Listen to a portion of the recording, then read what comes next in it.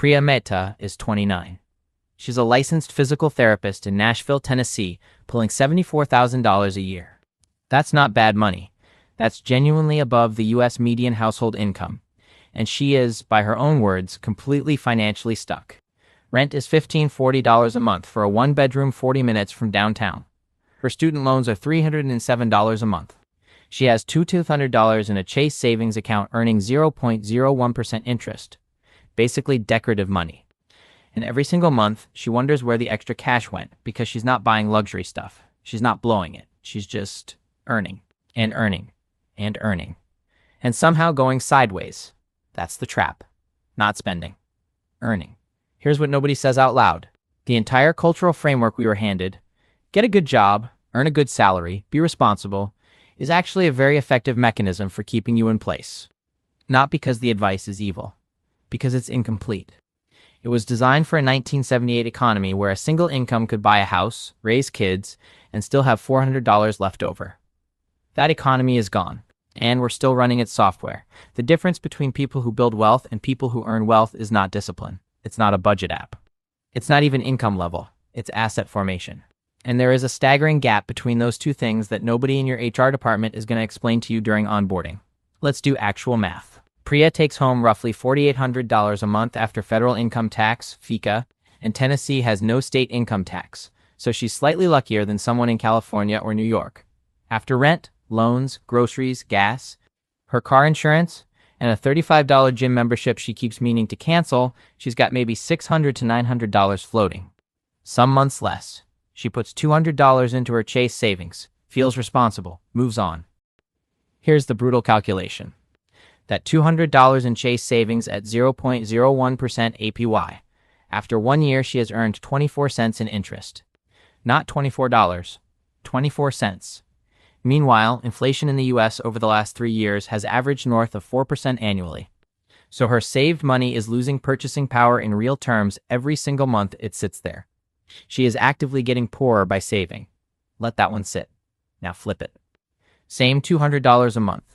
She moves it to a high-yield savings account. Marcus by Goldman Sachs, Ally Bank.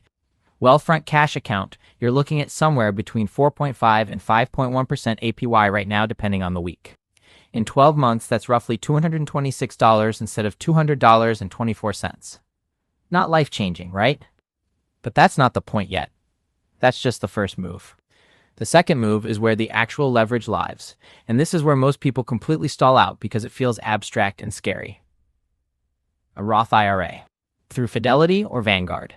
No advisor needed. No minimum to open. You can fund it with $50 a month if that's what you've got. The contribution limit for 2025 is $7,000 a year if you're under 50, and contributions grow completely tax-free, not tax-deferred. Tax-free. You put in post-tax money now, it compounds, and when you pull it out at 59.5, you owe zero federal income tax on any of the gains.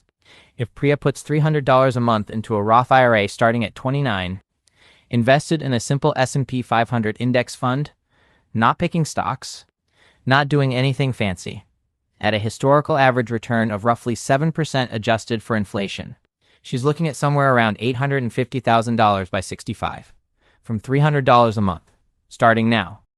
Compare that to leaving it in the Chase account. She'd have maybe $130,000 in raw deposits, getting eaten alive by inflation, taxed as ordinary income on whatever microscopic interest she earned. It's not even close. But okay, here's where it gets genuinely ugly. Priya's employer, a regional PT clinic group, offers a 401k. The clinic matches 50% of contributions up to 4% of her salary.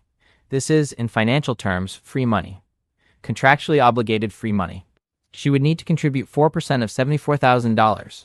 That's $260 a year, about $247 a month, and the employer throws in another $1,480 on top. She is currently contributing 1%. 1%. Because when she got hired, an HR handed her the 401k enrollment form during a 20-minute onboarding blitz between her insurance paperwork and the parking lot badge.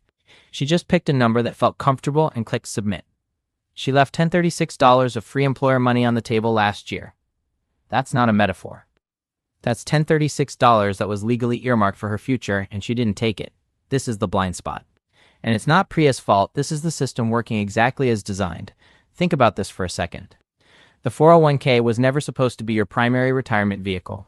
It was created in 1978 as a supplemental savings mechanism for higher income executives who wanted a tax break. It became the default retirement system for the American workforce almost by accident, after pension funds started dying off in the 80s and 90s. And the way it's structured, opt-in enrollment, confusing fund menus, employer matching buried in dense benefits PDFs. It extracts the maximum amount of friction from the exact population that most needs to use it. Young people who are overwhelmed, time poor, and not yet financially fluent. They default to low contribution rates or skip it entirely. And the people who do engage are often choosing high-fee, actively managed funds inside the 401k that quietly drag 1 to 1.5% in expense ratios off the top of their returns every year for decades. A 1% expense ratio difference over 30 years on a $200,000 portfolio doesn't cost you $2,000. It costs you closer to $60,000 in lost compounding. The fee is small. The damage is enormous. This isn't bad luck. It's architecture. The financial services industry makes money when you're confused, when you stay in the wrong account, when you don't comparison shop for savings rates, when you roll your eyes at boring index funds and leave it all in a 0.01% APY savings account because at least you can see it on your phone without feeling overwhelmed. And then there's the FICO dimension, which connects to all of this in ways people don't track. Your credit score determines the interest rate on your next car loan, your apartment application, potentially your mortgage.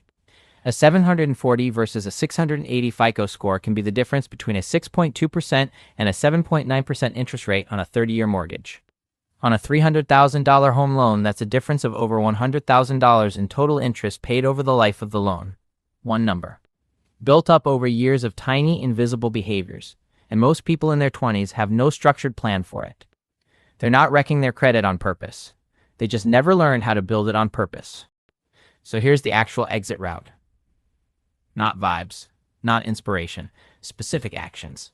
Tonight. Open Fidelity or Vanguard.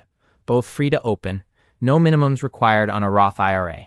Set up an automatic monthly transfer, even if it's $50. Choose a target date index fund that matches your retirement decade, like a 2060 fund if you're in your mid-20s, and leave it. Don't touch it. Don't check it weekly. This is not trading. This is compounding. It works in silence. Tomorrow, not next week, log into your employer's 401k portal. Find the contribution rate setting. Raise it to at least the level where you capture the full employer match. If your company matches 50% up to 4%, you need to be contributing at least 4%. That missing match is a 50% instant return on that portion of your money before the market does anything. Nothing you will ever find in any savings account, crypto play, or side hustle will reliably beat a guaranteed 50% return. This week, move your existing savings to a high-yield account. Marcus, Alley, or Wealthfront are the names to check. It takes 15 minutes to open. It takes 3 to 5 business days to transfer. The rate differential on even $3,000 saved is real money. Stop donating the interest to your bank's shareholders and pull your credit report from Annual Credit Report.com. The actual federal one, not a sketchy third-party site with a subscription trap buried in the fine print. Look at it. Know your number. Understand what's dragging it, if anything is. If you have any credit card utilization above 30%, that alone is suppressing your score. Pay it below 10% utilization and watch the score move within a billing cycle. None of this is a hustle. None of this requires a second job or a lucky break or a crypto bet. It's asset formation. It's the difference between Priya at 65 having $850,000 in a tax-free Roth account and Priya at 65 having $130,000 in a savings account that inflation has quietly hollowed out over 36 years. She's not failing because she's undisciplined. She's failing because nobody handed her the operator's manual for the U.S. financial system. And the system benefits enormously from that gap in knowledge. The salary isn't the problem. The salary was never the point. You stop earning and start building the second you redirect even a fraction of what you earn into assets that grow without you clocking in. If the standard financial advice has been leaving you exactly where you started, stick around. We're going deeper next week.